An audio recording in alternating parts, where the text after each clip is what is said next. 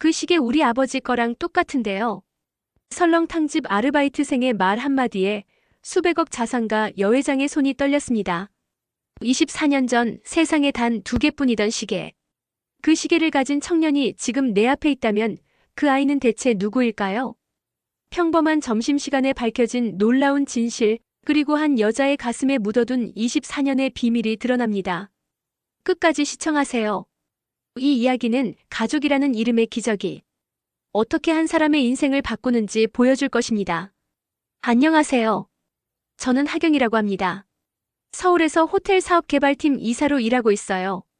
오늘은 제주도에 새로 지을 리조트 부지를 알아보러 왔습니다. 공항에서 렌터카를 빌려 해안도로를 따라 달렸죠.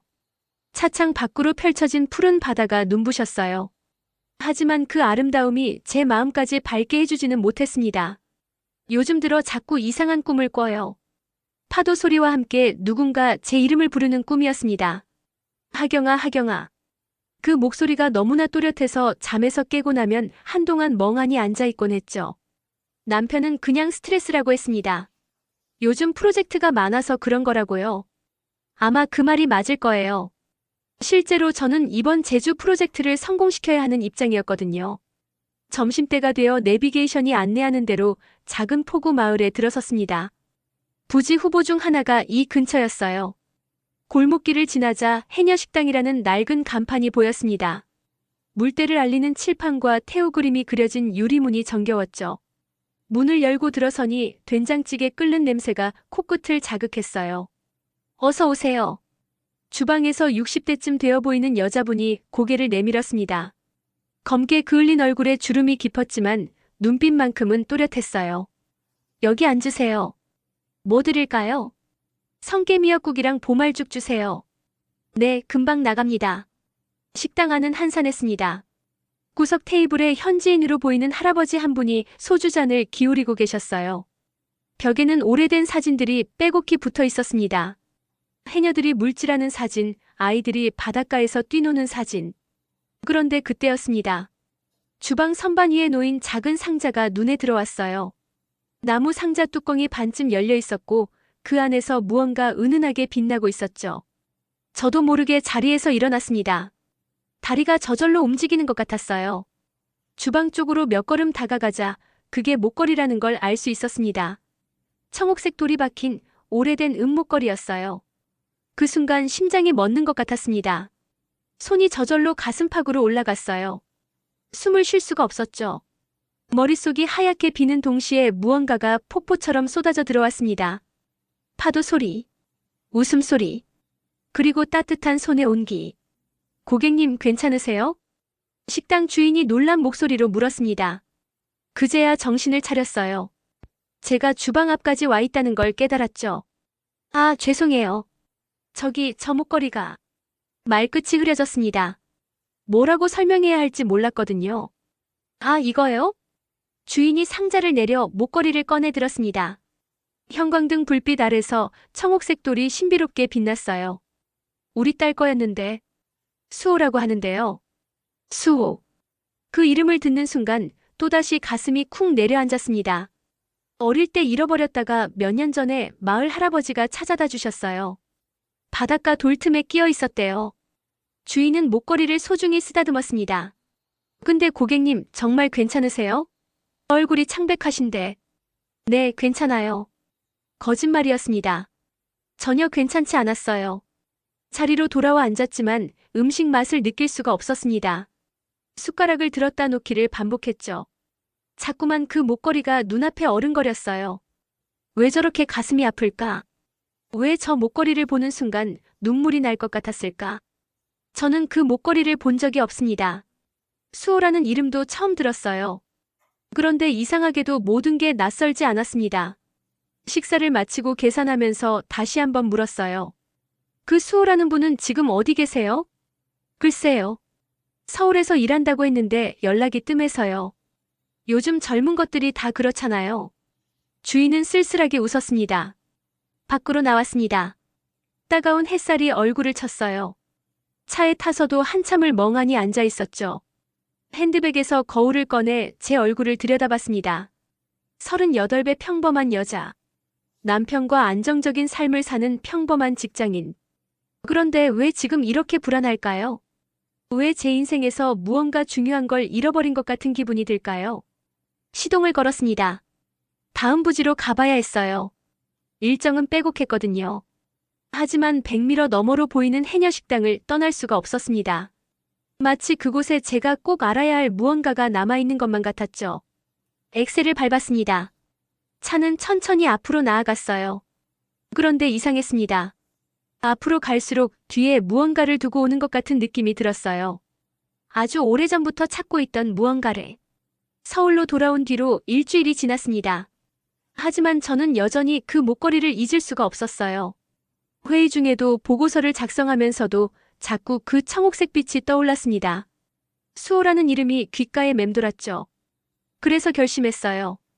직접 알아보기로요. 주말 오전 남편이 골프 나간 사이 저는 노트북을 켰습니다. 포털 사이트 검색창에 제주 해녀 수호를 입력했어요. 하지만 나오는 건 관광 정보뿐이었죠. 다음은 주민등록 조회였습니다.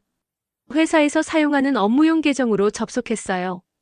이름과 대략적인 나이, 제주 출신이라는 정보만으로도 몇 명은 나올 거라고 생각했죠. 그런데 이상했습니다. 검색 결과가 없었어요. 뭐지? 다시 한번 입력했습니다. 이번엔 나이 범위를 넓혀서요.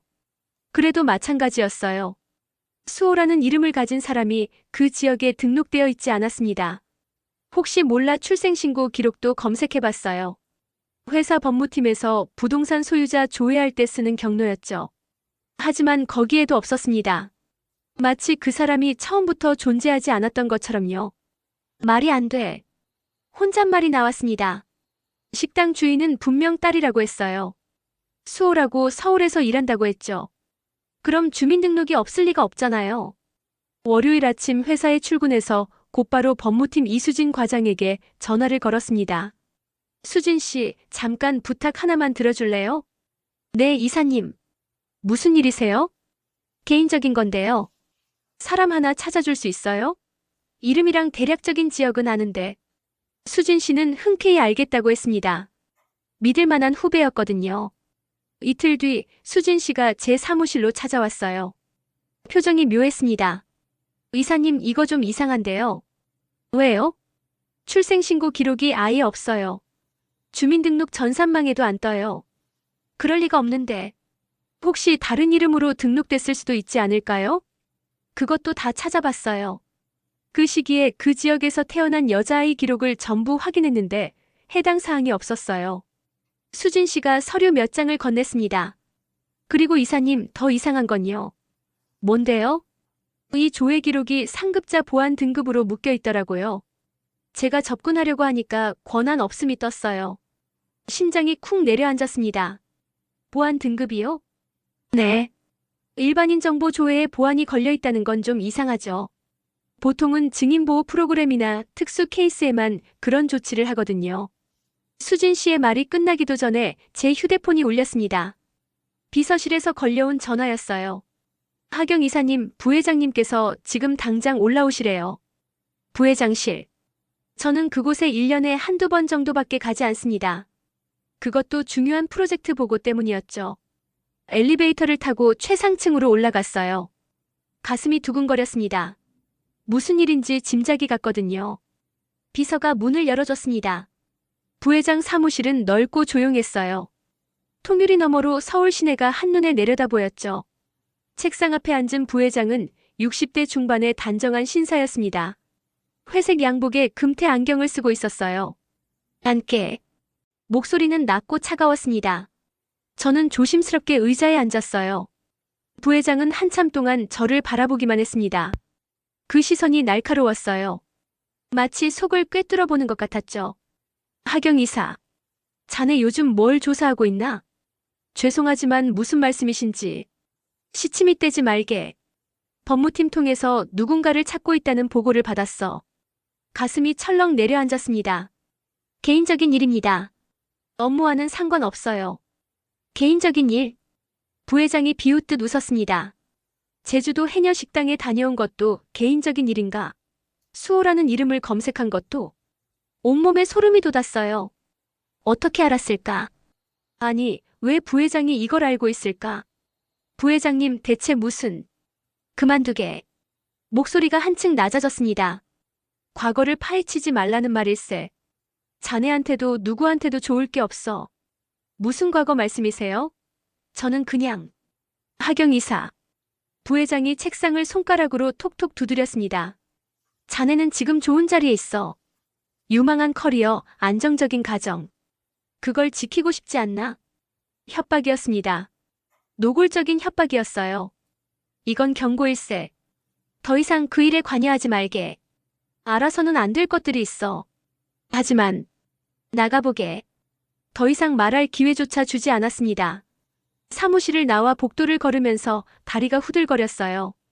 엘리베이터 안에서 거울에 비친 제 얼굴을 봤습니다. 창백했어요. 뭔가 잘못됐습니다. 단순히 출생신고가 누락된 게 아니었어요. 보안 등급, 부회장의 경고, 그리고 제가 조사한다는 사실을 누군가 실시간으로 보고했다는 것. 이건 개인정보 문제가 아니었습니다. 뭔가 훨씬 더 큰 일이었어요. 집으로 돌아가는 길 차 안에서 계속 생각했습니다. 수호는 누구일까? 왜 그 사람의 정보가 지워져 있을까? 그리고 왜 부회장이 제가 조사하는 걸 막으려고 할까? 그리고 가장 중요한 질문. 왜 저는 그 목걸이를 보는 순간 심장이 멎을 것 같았을까? 왜 수호라는 이름이 이렇게 익숙할까? 현관문을 열고 집 안으로 들어섰습니다. 불을 켜지 않은 거실이 어두웠어요. 창문으로 들어오는 가로등 불빛만이 희미하게 공간을 밝히고 있었죠. 거울 앞에 섰습니다. 그리고 다시 한번 제 얼굴을 들여다봤어요. 하경. 38. 호텔 사업개발 이사. 그게 전부였습니다. 그게 제 전부여야 했어요. 그런데 왜 이렇게 불안할까요? 왜 제 안에 다른 누군가가 있는 것만 같을까요? 거울 속 제 눈이 낯설게 보였습니다. 부회장의 경고 이후 저는 일부러 그 일을 잊으려 애썼습니다. 업무에 집중하고 평소처럼 살려고 노력했어요. 하지만 쉽지 않았습니다. 밤마다 같은 꿈을 꿨거든요. 파도 소리, 누군가의 웃음소리, 그리고 따뜻한 손. 꿈에서 깨면 베개가 젖어 있었어요. 그러던 어느 날 회사 로비에서 우연히 수호를 만났습니다. 아니, 만났다기보다는 스쳐 지나갔다는 표현이 맞겠네요. 엘리베이터 앞에서 서류를 정리하고 있는데 누군가 제 옆을 지나갔어요. 그 순간 익숙한 향기가 코끝을 스쳤습니다. 바다 냄새 같은 그리운 무언가. 고개를 들었을 때 뒷모습이 보였어요. 긴 생머리, 청바지에 흰 블라우스를 입은 여자였습니다. 심장이 미친 듯이 뛰었어요. 저기요. 저도 모르게 소리쳤습니다. 그 여자가 멈춰서서 천천히 돌아봤어요. 26쯤 되어 보이는 얼굴이었습니다. 맑은 눈동자에 약간 그을린 피부. 어딘가 해녀식당 주인과 닮은 구석이 있었어요. 네. 그녀가 조심스럽게 물었습니다. 혹시 수호 씨세요? 순간 그녀의 눈빛이 흔들렸어요. 놀란 것 같았습니다. 어떻게 제 이름을? 저 제주도에서 어머님 식당에 들렀었어요. 그때 목걸이를 봤죠. 수호의 얼굴이 창백해졌습니다. 누구세요? 왜 저를? 제 이름은 하경이에요. 사업개발팀 이사인데 그냥 인사하고 싶었어요. 어색한 침묵이 흘렀습니다. 수호는 저를 한참 바라보다가 고개를 숙였어요. 죄송해요. 급한 일이 있어서요. 그리고 황급히 자리를 떠났습니다. 뒤돌아보지도 않고요. 저는 그 자리에 멍하니 서 있었어요. 왜 그녀를 보는 순간 가슴이 미어지는 것 같았을까요? 왜 그녀의 뒷모습을 보내는 게 이렇게 아팠을까요? 그날부터 저는 자꾸 수호를 찾게 됐습니다. 회사 구내식당에서, 복도에서, 주차장에서. 우연을 가장한 만남이 몇 번 이어졌어요. 처음엔 경계하던 수호도 점차 마음을 열기 시작했죠. 점심을 함께 먹고 커피를 마시면서 이야기를 나눴습니다. 수호는 총무팀 계약직 직원이었어요. 제주에서 올라와 혼자 자취하며 일하고 있었죠. 어머니가 많이 보고 싶어 하세요. 어느 날 제가 조심스럽게 말했습니다. 수호가 쓸쓸하게 웃었어요. 저도 보고 싶죠. 그런데 자주 못 가요. 사정이 있어서요. 그 이상은 묻지 않았습니다. 누구에게나 말하기 어려운 사연이 있으니까요. 그렇게 한 달이 흘렀습니다. 그러던 어느 금요일 오후 부회장실에서 긴급 회의 소집 연락이 왔어요. 회의실에 들어서자 부회장과 함께 낯선 남자가 앉아 있었습니다. 50대 후반의 각진 얼굴에 값비싼 수트를 입고 있었어요. 소개하지. 우리 그룹 회장이시네. 회장. 저는 그제야 깨달았습니다. 이 사람이 최고 경영자라는 것을요. 안깨들. 회장의 목소리는 부회장보다 더 차갑고 날카로웠습니다. 제주 리조트 프로젝트 진행 상황을 보고받고 싶네. 제가 준비한 자료를 펼쳤어요. 부지 후보, 개발 계획, 수익성 분석. 모든 게 완벽했습니다. 이 부지 중에 해안포구 쪽은 어떻게 됐나? 회장이 지도를 가리키며 물었어요. 바로 해녀식당이 있는 그 마을이었습니다. 아직 협의 중입니다. 주민들 설득이 필요한 상황이고요. 설득? 회장이 비웃었어요. 시간 낭비 말고 그냥 수용하게. 보상금 주고 밀어버리면 돼. 다음 달까지 정리해. 하지만 그곳은 오래된 마을이라 문화재 조사도 필요하고. 하경 이사. 부회장이 날카롭게 제 말을 끊었습니다. 자네가 누구 편인가? 회사 일을 하는 건가? 아니면 그 동네 사람들 변호하는 건가? 가슴이 철렁 내려앉았어요. 회사를 위한 말씀을 드린 겁니다. 무리하게 밀어붙이면 나중에 민원이나 소송으로. 그건 법무팀이 알아서 할 일이야.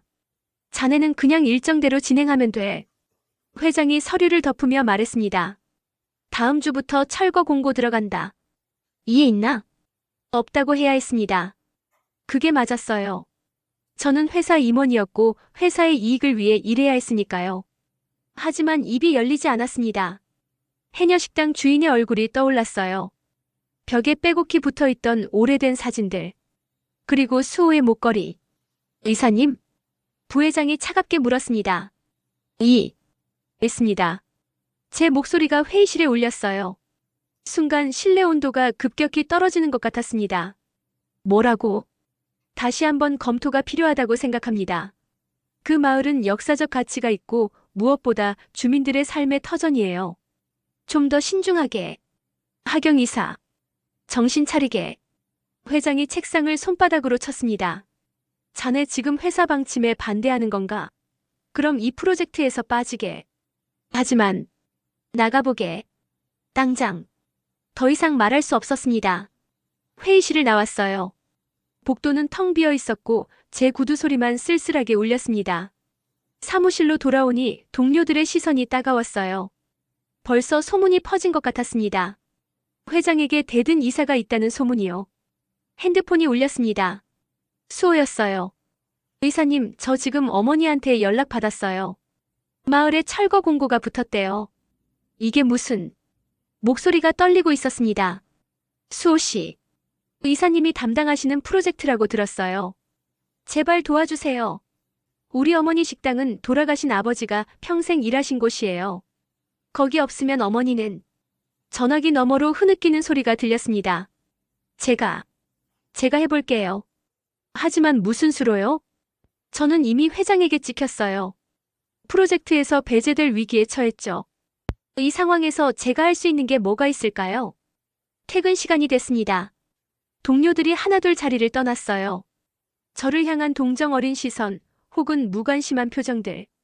사무실에 혼자 남았습니다. 창밖으로 서울의 야경이 보였어요. 수많은 불빛이 반짝이고 있었죠. 하지만 제 자리는 점점 어두워지고 있었습니다. 회사에서, 동료들 사이에서, 그리고 제 삶에서 무언가를 지키려다 모든 걸 잃게 될지도 몰랐습니다. 그런데도 후회되지 않았어요. 아니, 후회되지 않아야 했습니다. 왜 그랬을까요? 왜 저는 수호를 위해, 그 작은 식당을 위해 이런 선택을 한 걸까요? 어두운 사무실에서 저는 오래도록 창밖을 바라봤습니다. 혼자였습니다. 월요일 아침 저는 평소보다 일찍 출근했습니다. 주말 내내 방법을 고민했거든요. 프로젝트를 중단시킬 수는 없어도 최소한 마을 주민들과 협상 테이블이라도 만들어야 했어요. 그런데 사무실 분위기가 이상했습니다. 제자리로 가는 동안 동료들이 고개를 돌렸어요. 누구도 눈을 마주치지 않았죠. 복사기 앞에 모여있던 대리들이 제 모습을 보더니 황급히 흩어졌습니다. 책상 위에 인사 발령 공문이 놓여 있었어요. 손이 떨렸습니다. 서류를 집어들고 천천히 읽었죠. 제주 리조트 프로젝트 담당 변경. 하경 이사 강민준 상무. 프로젝트에서 완전히 배제된 거였어요. 그뿐만이 아니었습니다. 제 업무 대부분이 다른 팀원들에게 이관됐더군요. 남은 건 형식적인 보고서 작성과 회의록 정리 같은 것들 뿐이었어요. 사실상 좌천이었습니다. 이사님. 뒤돌아보니 수진 씨가 서 있었어요. 미안한 듯한 표정이었죠. 강 상무님이 찾으세요. 지금 당장 오시래요. 강민준 상무실로 향했습니다. 복도를 걸으면서 구두굽 소리가 유난히 크게 들렸어요. 문을 노크하고 들어섰어요. 강민준 상무는 40대 초반의 야심찬 사람이었습니다. 능력도 있었지만 수단과 방법을 가리지 않는 걸로 유명했죠. 안께 하이사. 목소리가 비아냥거리는 것 같았어요. 제주 프로젝트 인수인계 받으러 왔네. 네. 자네 정말 어리석었어. 회장님 앞에서 딴소리를 하다니. 강 상무가 서류를 넘기며 말했습니다. 자, 그럼 빨리 정리해서 넘겨주게. 난 다음 주에 제주 가서 철거 시작할 거니까. 상무님, 주민들과 한 번만 더 대화를. 하이사. 강 상무가 펜을 내려놓고 저를 똑바로 쳐다봤어요. 자네 이제 이 프로젝트랑 상관없어. 감상적으로 굴 시간에 자네 자리나 지키는 게 어떤가? 말끝이 차가웠습니다. 사무실을 나왔어요. 다리에 힘이 없었습니다. 점심시간 구내식당에서 수호를 봤어요. 테이블 구석에 혼자 앉아 밥을 먹고 있었죠. 제가 다가가자 수호가 고개를 들었습니다. 이사님. 목소리에 서늘함이 묻어났어요. 수호 씨, 앉아도 될까요? 편하게 하세요. 앉았지만 무슨 말을 꺼내야 할지 몰랐습니다. 프로젝트에서 빠지셨다면서요. 수호가 먼저 말을 꺼냈어요. 네, 그렇게 됐어요. 하지만 다른 방법을 찾아볼게요. 제가 됐어요. 수호가 젓가락을 내려놓았습니다. 어차피 결과는 똑같잖아요. 누가 담당하든 우리 마을은 사라지는 거예요. 수호 씨, 그게 아니라. 이사님은 결국 회사 사람이에요. 목소리가 떨렸습니다. 저한테 잘해주신 것도 관심 가져주신 것도 다 거짓말이었던 거죠? 양심의 가책 때문에 그러신 거예요? 아니에요. 진심이었어요. 진심? 수호가 쓴웃음을 지었어요. 진심이었으면 회사를 설득하셨어야죠. 아니면 프로젝트를 막으셨어야죠. 그런데 이사님은 뭘 하셨어요? 아무것도 못 하셨잖아요. 가슴이 찢어지는 것 같았습니다. 돈만 있으면 다 해결된다고 생각하는 사람들. 이사님도 결국 그쪽 사람이에요. 수호 씨, 제발. 이제 그만 만나요. 수호가 자리에서 일어났습니다. 이사님 보면 화가 나요. 거짓으로 다가와서 희망을 준 다음에 결국 아무것도 안 해주잖아요. 차라리 처음부터 모르는 척 하시는 게 나았어요. 그리고 돌아서서 가버렸어요. 저는 그 자리에 얼어붙은 듯 앉아 있었습니다. 주변 사람들의 시선이 느껴졌어요. 수군거리는 소리도 들렸죠. 식판 위의 음식이 흐릿하게 보였습니다. 눈물이 차올랐거든요. 화장실로 갔습니다. 세면대에 손을 짚고 거울을 봤어요. 무너진 얼굴이 거기 있었습니다. 수호 말이 맞았어요. 저는 아무것도 하지 못했습니다. 회사를 설득하지도 프로젝트를 막지도 못했어요. 그저 중간에서 우왕좌왕하다가 양쪽 모두에게 버림받았죠. 무력한 사람이었습니다. 쓸모없는 사람이었어요. 눈물이 떨어졌습니다. 참으려 했지만 멈출 수가 없었어요. 어깨가 떨렸고 입술을 깨물었지만 소리가 새어나왔습니다. 미안해요. 거울 속 제 얼굴에 대고 중얼거렸어요. 정말 미안해요. 수호에게, 마을 사람들에게, 그리고 저 자신에게요. 한참을 그렇게 서 있었습니다. 눈물을 닦고 밖으로 나왔어요. 복도를 지나 비상계단으로 갔죠. 사람들 눈에 띄고 싶지 않았거든요. 계단 참에 주저앉았습니다. 차가운 벽에 등을 기댔어요. 건물 밖에서 들려오는 소음이 희미하게 들렸습니다. 왜 이렇게 됐을까요? 언제부터 제 삶이 이렇게 무너지기 시작했을까요? 그때 핸드폰이 울렸습니다. 남편이었어요. 여보, 오늘 저녁 회사 사람들이랑 약속 있어. 늦을 것 같아. 응. 괜찮아? 목소리가 이상한데. 괜찮아. 피곤해서 그래. 그래, 푹 쉬어. 나 끊는다. 전화가 끊겼습니다. 남편도 몰라요. 제가 지금 얼마나 무너져 있는지, 얼마나 아픈지 아무도 몰랐습니다. 아무도 신경 쓰지 않았어요. 다시 눈물이 났습니다. 이번엔 소리내어 울었어요. 참지 않았습니다. 얼마나 울었을까요?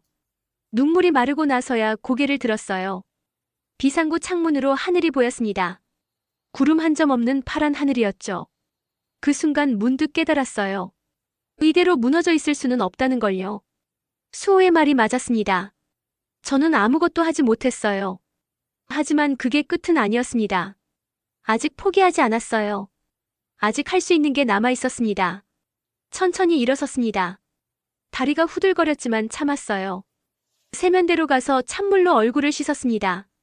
거울을 다시 봤어요. 붉게 부은 눈, 창백한 얼굴. 하지만 그 안에서 무언가가 달라졌습니다. 눈빛이 달라졌어요. 무너진 사람의 눈이 아니었습니다. 다시 일어서기로 결심한 사람의 눈이었죠. 다시 시작할 거야. 거울 속 제 자신에게 말했어요. 이번엔 제대로 할 거야. 무엇을 어떻게 해야 할지는 아직 몰랐습니다. 하지만 분명했어요. 이대로 끝낼 수는 없다는 것만큼은요. 사무실로 돌아갔습니다. 동료들의 시선 따위는 이제 신경 쓰이지 않았어요. 책상 앞에 앉아 노트북을 켰습니다. 그리고 검색창에 입력하기 시작했어요. 제주문화재보호법, 부당한 개발 저지 살해, 주민소송.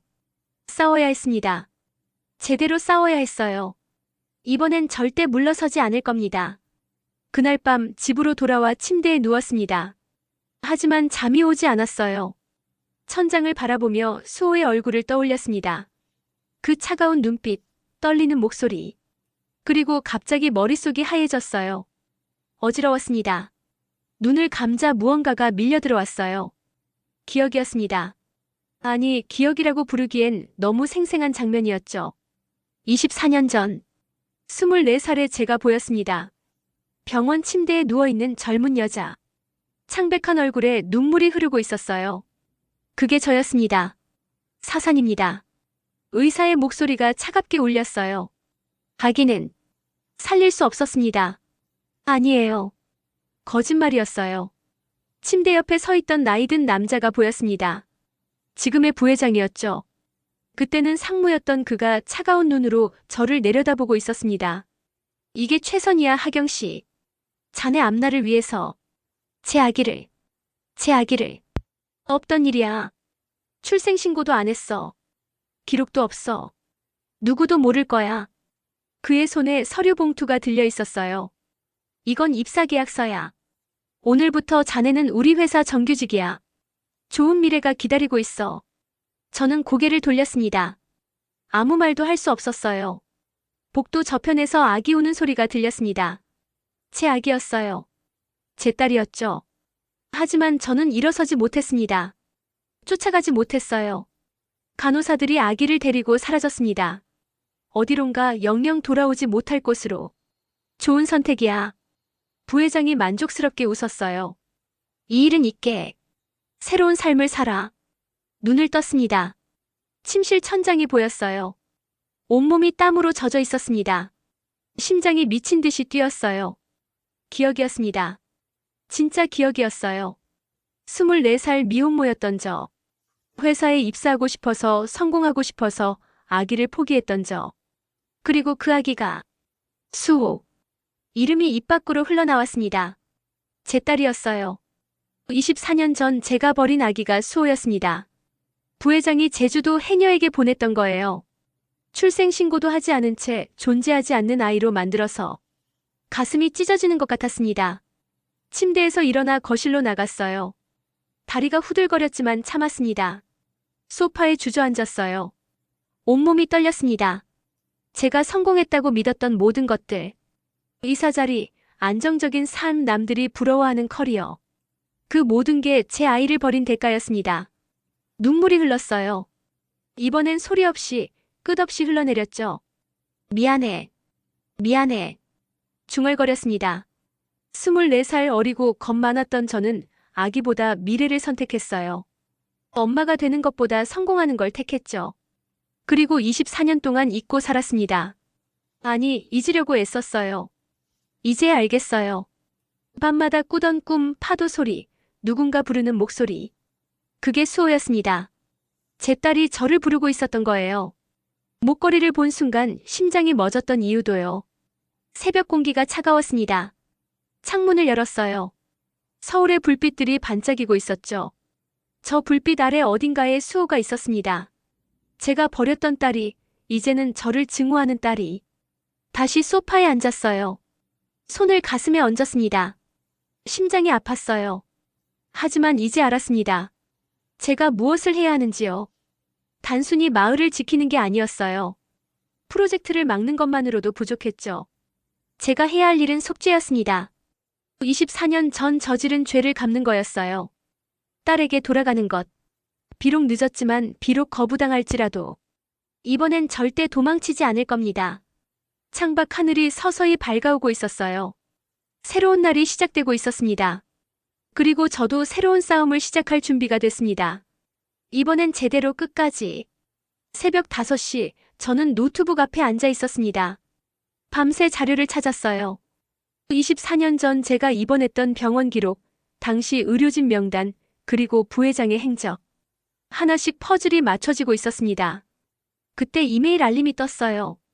발신자는 익명이었습니다. 하경 이사님께 이 파일을 들어보세요. 진실을 알 권리가 있습니다. 첨부된 오디오 파일이 하나 있었어요. 마우스를 올렸습니다. 손이 떨렸죠. 클릭했어요. 스피커에서 노인의 목소리가 흘러나왔습니다. 제 이름은 정미숙입니다. 은혜산부인과에서 35년간 수간호사로 일했어요. 숨이 멎는 것 같았어요. 그 병원이었습니다. 24년 전 제가 입원했던 바로 그곳이었죠. 2001년 5월 15일 젊은 여자분이 출산하러 오셨어요. 하경 씨라고 하셨죠. 제 이름이 나오는 순간 온몸에 소름이 돋았습니다. 건강한 여자아기였어요. 울음소리도 컸고 얼굴도 예뻤죠. 그런데 목소리가 잠시 끊겼습니다. 당시 병원 이사였던 분이 오셨어요. 지금 대한호텔그룹 부회장이신 분이죠. 그분이 저한테 지시했어요. 산모에게 사산이라고 알리라고요. 가슴이 쿵 내려앉았어요.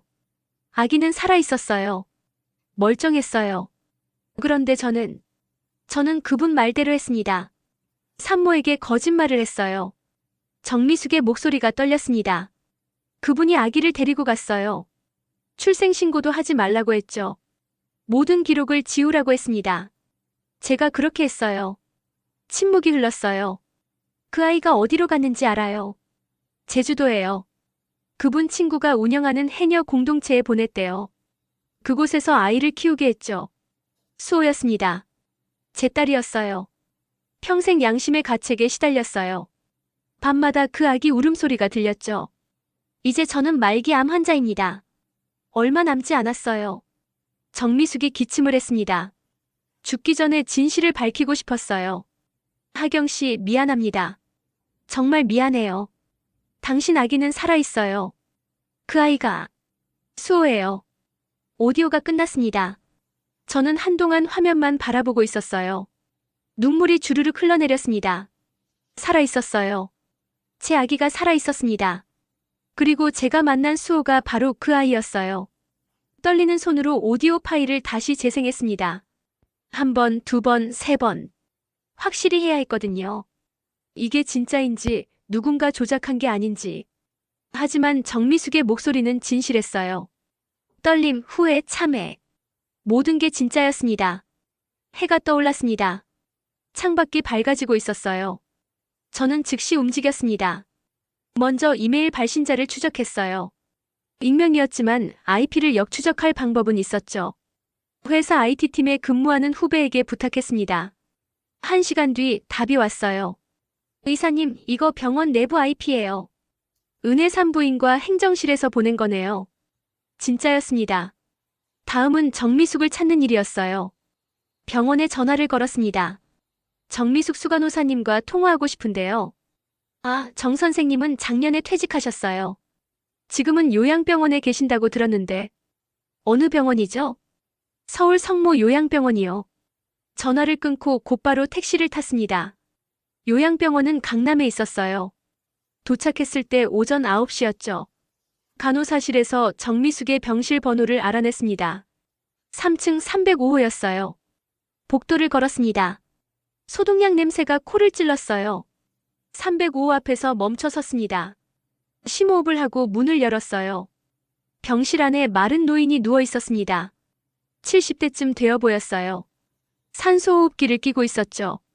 정미숙 선생님이세요? 노인이 천천히 고개를 돌렸습니다. 흐린 눈동자가 저를 바라봤어요. 당신이 하경 씨? 네. 목이 메었습니다. 정미숙이 눈을 감았어요. 눈물이 주름진 볼을 타고 흘렀습니다. 오실 줄 알았어요. 메일 보냈거든요. 왜 이제야 말씀하신 거예요? 겁이 났어요. 그 사람들 무서웠죠. 하지만 이제는 죽을 날이 얼마 안 남았어요. 더는 숨기고 싶지 않았습니다. 제가 침대 옆 의자에 앉았어요. 증거가 더 있나요? 있어요. 정미숙이 침대 옆 서랍을 가리켰습니다. 거기 갈색 봉투. 가져가세요. 봉투를 꺼냈어요. 안에 낡은 서류들이 들어 있었습니다. 출산 기록지, 신생아 체크리스트, 그리고 사진. 아기를 안고 있는 젊은 여자의 사진이었어요. 24살의 저였습니다. 그리고 제 품에 안긴 갓난아기. 수호. 이름을 부르는 순간 눈물이 쏟아졌습니다. 당시 제가 몰래 찍어뒀어요. 언젠가 필요할 거라고 생각했죠. 정미숙이 가늘게 숨을 내쉬었어요. 그 사람들한테 맞서세요. 당신 아이를 찾으세요. 제발. 고맙습니다. 진심이었어요. 선생님 덕분에 제가 진실을 알게 됐어요. 병실을 나왔습니다. 손에 든 봉투가 묵직했어요. 이게 바로 무기였습니다. 부회장을 무너뜨릴 결정적 증거였죠. 회사로 돌아갔습니다. 사무실에 앉아 변호사에게 전화를 걸었어요. 대학 동기였던 김 변호사였습니다. 하경아, 무슨 일이야? 민사소송 준비해야 해. 명예훼손, 아동유기, 문서 위조. 뭐? 갑자기 무슨? 자세한 건 만나서 얘기할게. 지금 당장 시간 좀 내줘. 오후 2시 변호사 사무실에서 만났습니다. 모든 자료를 보여줬어요. 오디오 파일, 사진, 출산 기록지. 김 변호사의 표정이 굳어졌습니다. 이거 진짜야? 응. 그리고 피고는 대한호텔그룹 부회장. 하경아, 제대로 알고 하는 거지. 상대가 재벌이야. 쉽지 않을 거야. 알아. 그래도 해야 돼. 김 변호사가 한숨을 쉬었어요. 알았어. 내가 도와줄게.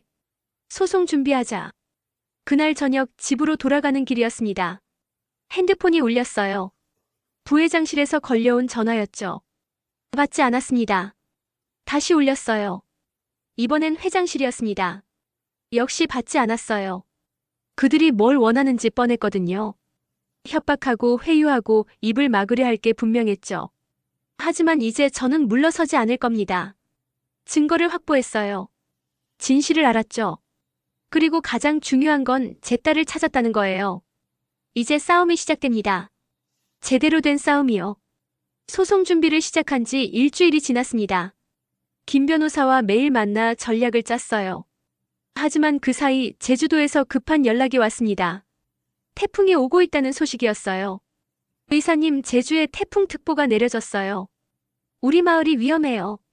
수호의 목소리가 떨리고 있었습니다. 지금 어머니가 연락이 안 돼요. 물질 나가셨는데. 지금 바로 갈게요.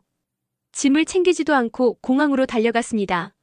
하지만 제주행 비행기는 이미 모두 결항됐어요. 태풍 경보 때문이었죠. 내일 오전 첫 비행기로 보내드릴게요. 직원이 미안한 표정으로 말했습니다.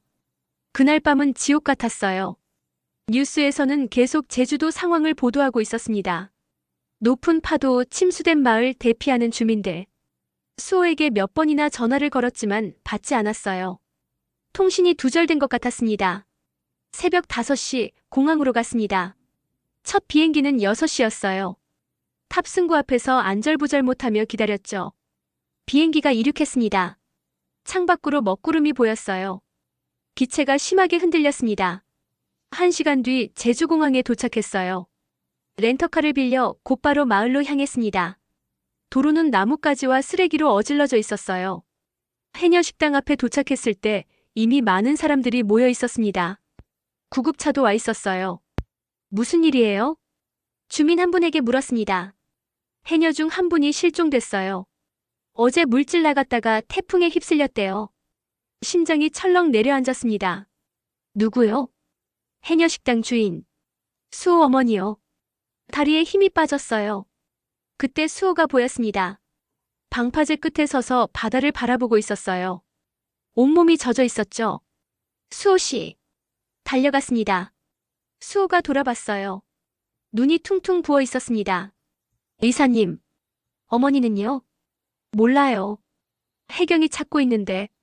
아직. 말끝을 흐렸어요. 파도가 높았습니다. 흰 포말이 바위에 부딪히며 솟구쳤어요. 여기 있으면 안 돼요. 위험해요. 수호의 팔을 잡았습니다. 나요. 수호가 뿌리쳤어요.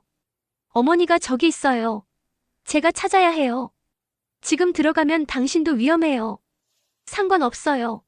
어머니는 저 때문에 여기 계신 거예요. 수호가 울부짖었습니다. 그 순간 해경보트가 다가오는 게 보였어요. 무언가를 끌고 오고 있었습니다. 사람이었어요. 어머니. 수호가 비명을 질렀습니다. 해경대원들이 의식 없는 여자를 들것에 옮겼어요. 해녀식당 주인이었습니다. 맥박 있습니다. 빨리 병원으로.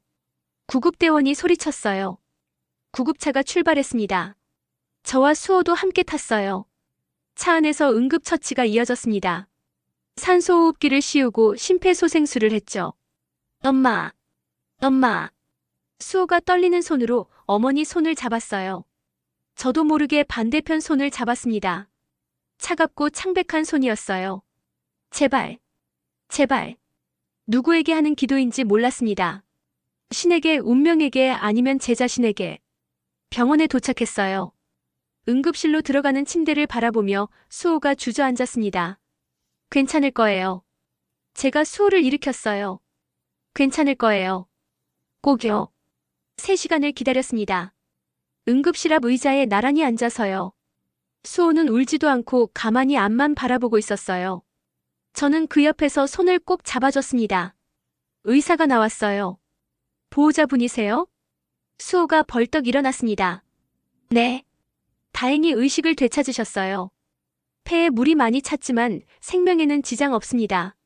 수호가 그 자리에 주저앉았어요. 이번엔 안도의 눈물이었습니다. 고맙습니다. 정말 고맙습니다. 면회가 허락됐어요. 병실로 들어가니 산소 마스크를 쓴 해녀식당 주인이 누워 있었습니다. 눈을 뜨고 있었어요. 어머니. 수호가 침대로 달려갔습니다. 수호야. 약한 목소리였지만 또렷했어요. 걱정했어. 미안해. 무슨 말씀이세요? 제가 미안하죠. 수호가 어머니 손을 꼭 잡았습니다. 저는 조금 떨어진 곳에 서 있었어요. 이 장면을 방해하고 싶지 않았거든요. 그런데 해녀식당 주인이 저를 봤습니다. 당신이 그때 그분이시죠? 네. 하경이라고 합니다. 고마워요. 수호를. 우리 딸을 도와주셔서. 눈물이 핑 돌았습니다. 우리 딸. 그 말이 가슴을 찔렀어요. 담당 의사 선생님과 상담하고 올게요. 밖으로 나왔습니다. 의사 사무실에서 진료 차트를 받아봤어요. 그리고 조심스럽게 물었습니다. 선생님, 환자분 DNA 검사 가능할까요? DNA 검사요? 무슨 이유로요? 개인적인 사유가 있습니다. 비용은 제가 부담할게요. 의사가 잠시 망설이더니 고개를 끄덕였어요. 보호자 동의가 필요합니다. 수호를 불렀습니다. 복도에서 둘이 마주 섰어요. 수호 씨, 부탁이 있어요. 뭔데요? 어머니 DNA 검사를 하고 싶어요. 그리고 당신 것도. 수호의 눈이 커졌습니다. 왜요? 확인하고 싶어서요. 내가 누구인지. 수호가 저를 한참 바라봤어요. 의사님 혹시. 아직 몰라요. 하지만 알아야 해요. 제발. 긴 침묵이 흘렀습니다. 수호가 천천히 고개를 끄덕였어요. 알겠어요. 검사는 당일에 진행됐습니다. 제 것도 함께 했어요. 결과는 일주일 뒤에 나온다고 했습니다. 그 일주일은 지옥 같았어요. 제주에 머물면서 해녀식당 주인을 간병했습니다. 수호와 함께 교대로 병실을 지켰죠. 밤에는 호텔방에서 천장만 바라봤어요. 잠이 오지 않았습니다. 만약 검사 결과가 양성이라면, 만약 수호가 정말 제 딸이라면, 그리고 수호가 그걸 알게 된다면, 생각만 해도 가슴이 아팠어요. 일주일 뒤 병원에서 연락이 왔습니다. 검사 결과 나왔습니다. 심장이 미친 듯이 뛰었어요. 봉투를 받아들었습니다. 손이 떨렸죠. 천천히 열었어요. 모자 관계 확률 99.99%. 무릎이 꺾였습니다. 복도 벤치에 주저앉았어요. 수호는 제 딸이었습니다. 24년 전 제가 낳고 잃었다고 믿었던 아이. 살아있었어요. 여기 제 곁에 있었습니다. 눈물이 흘렀어요. 이번엔 기쁨과 슬픔이 뒤섞인 눈물이었습니다. 의사님, 뒤돌아보니 수호가 서 있었어요. 왜 우세요? 수호 씨. 일어서서 수호를 마주봤습니다. 할 말이 있어요. 지금 해도 될까요? 수호가 조심스럽게 고개를 끄덕였어요. 저는 손에 든 서류를 내밀었습니다. 이걸 읽어봐요. 수호가 서류를 받아들었어요. 그리고 읽기 시작했습니다. 얼굴이 점점 창백해졌어요. 이게 무슨... 미안해요. 제 목소리가 떨렸습니다. 정말 미안해요. 수호야. 그로부터 석 달이 흘렀습니다. 저는 회사를 그만뒀어요. 부회장과 회장을 상대로 한 소송은 계속 진행 중이었습니다. 언론에도 알려졌죠. 대한호텔그룹의 주가가 흔들렸고 검찰 수사도 시작됐어요. 하지만 저는 더 이상 그 결과에 집착하지 않았습니다. 중요한 건 따로 있었거든요. 제주 바닷가에 작은 사무실을 열었어요. 간판에는 해양생태보호재단이라고 적혀 있었습니다. 제가 가진 재산의 대부분을 투자한 곳이었죠. 제주 바다를 지키고 해녀 문화를 보존하고 무분별한 개발을 막기 위한 재단이었어요. 처음엔 혼자였습니다. 하지만 점차 뜻을 함께하는 사람들이 모여들었어요. 환경운동가들, 해양생물학자들, 그리고 마을 주민들. 수호도 함께했습니다. 제주에 내려와 재단 실무를 맡았어요. 처음엔 어색했습니다. 서로 눈도 제대로 마주치지 못했죠. DNA 검사 결과를 안 뒤로 수호는 한동안 저를 피했어요. 당연했습니다. 24년 동안 자신을 버렸던 엄마를 어떻게 쉽게 받아들일 수 있었겠어요. 하지만 저는 기다렸습니다. 매일 아침 출근해서 묵묵히 일했어요. 수호가 필요로 하면 도왔고 필요 없으면 멀리서 지켜봤죠.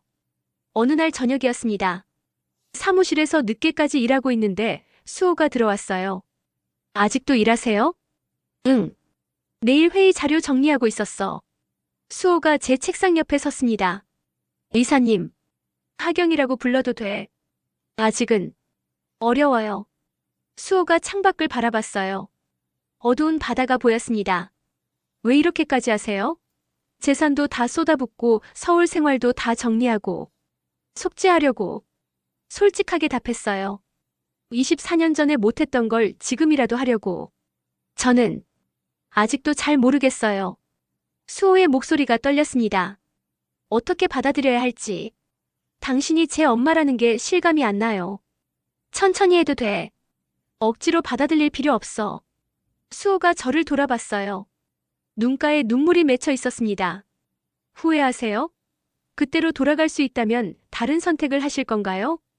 당연하지. 주저하지 않고 대답했어요. 다시 돌아갈 수 있다면 절대 널 놓지 않을 거야. 어떤 대가를 치르더라도. 수호가 고개를 숙였습니다. 그리고 한참 뒤에야 작은 목소리로 말했어요. 저도 노력해 볼게요. 받아들이려고요. 그 말이 제겐 세상 무엇보다 소중했습니다. 2달 뒤 재단 첫 해양정화 행사가 열렸습니다. 마을 주민들과 자원봉사자들이 모여 바닷가 쓰레기를 치웠어요. 해녀식당에서는 점심을 제공했죠. 해녀식당 주인, 아니 수호의 어머니도 완전히 회복해서 나왔습니다. 하경 씨, 고마워요. 식당 뒤편에서 둘이 마주 섰을 때 그분이 말했어요. 수호를 낳아줘서, 그리고 다시 돌아와줘서. 제가 더 감사하죠. 수호를 지켜주셔서요. 이제 그 아이 엄마는 당신이에요. 제가 빌려 키운 거죠. 눈물이 났습니다. 아니에요. 어머니께서 진짜 엄마세요. 저는 그냥 이제라도 딸 곁에 있고 싶을 뿐이에요. 그분이 제 손을 꼭 잡았어요. 우리 셋이서 잘해봐요. 가족이니까. 가족. 그 단어가 가슴에 스며들었습니다. 행사가 끝나고 저녁이 됐어요. 바닷가를 걷고 있는데 수호가 뒤따라왔습니다. 같이 걸어도 돼요? 그럼. 나란히 걸었어요. 파도 소리가 들렸습니다. 오늘 행사 성공적이었어요. 수호가 말했습니다. 다 내 덕분이야. 내가 준비 잘해줘서. 아니에요. 이사님이 있어서 가능했죠. 수호가 말을 흐렸어요. 엄이라는 글자가 나올 뻔했던 것 같았습니다. 한참을 걸었어요. 석양이 바다를 붉게 물들이고 있었습니다. 엄마. 수호가 작은 목소리로 불렀어요. 멈춰 섰습니다. 뭐라고? 엄마라고 불렀어요. 수호가 저를 똑바로 봤습니다. 아직 어색하지만 연습해 볼게요. 엄마라고 부르는 거. 눈물이 쏟아졌습니다. 참을 수가 없었어요. 고마워. 목이 메었습니다. 정말 고마워, 수호야. 수호가 제 손을 잡았어요. 딸의 손은 따뜻했습니다. 24년 만에 잡은 딸의 손이었어요. 함께 바닷가를 걸었습니다. 노을이 우리를 비추고 있었죠. 인생은 돌고 돌아 제자리로 돌아오나 봅니다. 잃었던 것을 되찾고 놓쳤던 것을 다시 잡고 비록 늦었지만 비록 많은 것을 잃었지만 지금 이 순간만큼은 완전했습니다. 딸과 손을 잡고 걷는 이 순간이요. 엄마, 저녁 뭐 먹을래요? 수호가 물었어요. 평범한 질문이었습니다. 하지만 제겐 세상에서 가장 소중한 말이었죠. 내가 먹고 싶은 거 먹자. 그럼 할머니 식당 가요. 오늘 갈치조림 하신대요. 좋아. 파도가 밀려왔다 물러갔습니다. 우리는 천천히 걸어갔어요. 집으로 가족이 있는 곳으로. 새로운 삶을 향해서요. 인생에서 놓쳐버린 소중한 것들, 되돌릴 수 없다고 생각했던 순간들. 하지만 진심으로 후회하고 용기 내어 다시 시작한다면 늦은 때란 없습니다. 가장 중요한 건 지금 이 순간 무엇을 선택하느냐예요. 여러분의 인생에도 다시 시작할 수 있는 용기가 함께하길 바랍니다. 그럼 오늘 이야기는 여기까지입니다. 영상을 시청해주신 모든 분들 고맙습니다. 저는 AI 나레이션 손지아였습니다. 구독과 좋아요 부탁드립니다. 감사합니다.